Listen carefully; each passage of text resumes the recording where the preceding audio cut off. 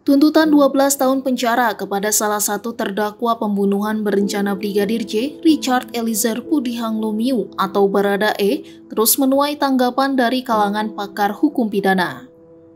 Ahli hukum pidana dari Universitas Trisakti, Albert Aries, menilai seharusnya Richard bebas dari segala tuntutan dari jaksa penuntut umum dalam perkara itu jika memang terbukti tidak bisa menolak perintah mantan atasannya, ex-Kadif Propam Ferdy Sambo, untuk menembak rekannya Yosua.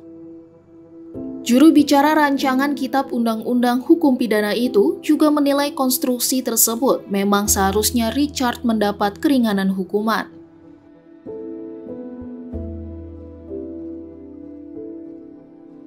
Sebab ketika peristiwa pembunuhan Yosua terjadi pada 8 Juli 2022 silam, Sambo masih aktif sebagai perwira tinggi Polri dan meminta Richard untuk menembak.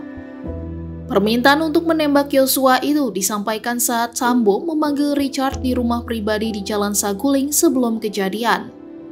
Setelah itu, dalam persidangan, Richard mengatakan Sambo memerintahkan untuk menembak Yosua saat berada di rumah dinas di Komplek Polri Duren 3, Jakarta Selatan.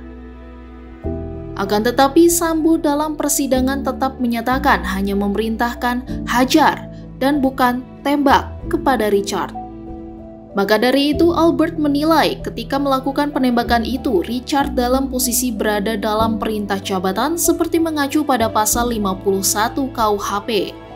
Isi pasal 51 KUHP adalah barang siapa melakukan perbuatan untuk melaksanakan perintah jabatan yang diberikan oleh penguasa yang berwenang tidak dipidana.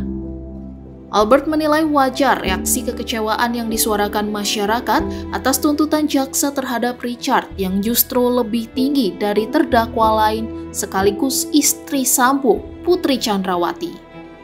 Putri hanya dituntut 8 tahun penjara oleh jaksa penuntut umum dalam kasus itu.